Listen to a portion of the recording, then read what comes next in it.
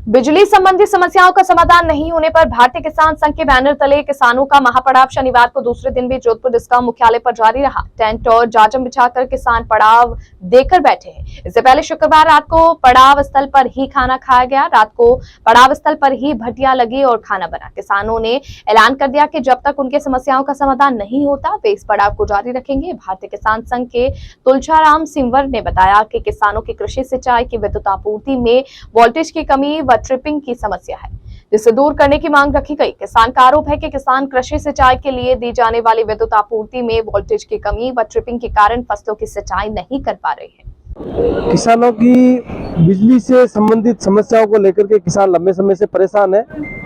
फसलों की सिंचाई के लिए जो किसानों को विद्युत आपूर्ति की जा रही है उसमें बहुत ज़्यादा कम वोल्टेज है और बार बार ट्रिपिंग के कारण जो सप्लाई मिल रही है उसके कारण किसान फसलों में सिंचाई नहीं कर पा रहे। लगभग 18 दिन से हम लोग अलग अलग जगह आंदोलनरत हैं। हमारे जो विद्युत के सब डिवीजन है, सब स्टेशन है, वहाँ पर हम धरना कर रहे थे।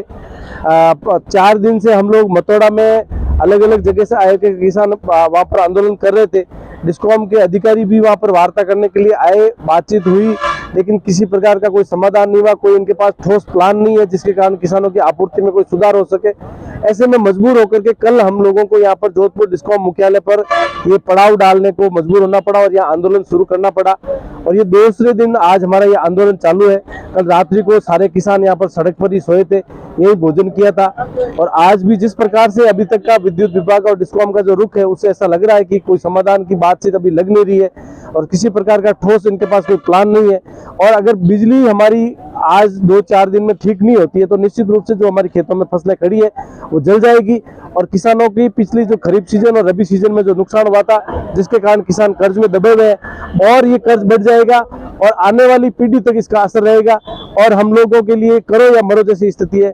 इसको देखते हुए यहाँ पर जब तक हमारी ये वोल्टेज में सुधार होकर के निर्बाध रूप से 7 घंटे किसानों को बिजली की कोई व्यवस्था नहीं हो जाती तब तक हम लोगों के यहाँ पर धरने पर बैठने की हमारी मजबूरी है। इसके साथ में अन्य जो समस्या है जो इनकी लापरवाही से कारण, विद्युत विभाग के कुप्रबंधन के कारण, चाहे जले हुए ट्रांसफार्मर की बात हो, चाहे जो मांग पत्र जमा कराने के बावजूद लंबे समय से हमारे जो कृषि कनेक्शन अटके हुए हैं। इसके साथ ही जो सरकार ने 2000 यूनिट की जो फ्री बिजली की बात की है उसमें भी अनेक प्रकार की शर्तें लगा दी जिसके कारण पश्चिमी राजस्थान, जोधपुर सहित यहाँ के किसानों को नहीं मिल पाएगी।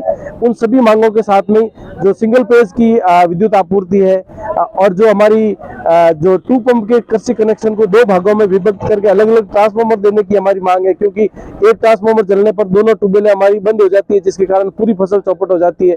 तो ये मांगे लेकर के हम लोग यहाँ आंदोलन कर रहे हैं। अभी तक हमें कोई किसी प्रकार का कोई यहाँ पर उम्मीद नजर नहीं आई है और पूरी तरह से डिस्कॉम और विद्युत विभाग की लापरवाही है कि उन्होंने समय रहते प्रयास नहीं किए।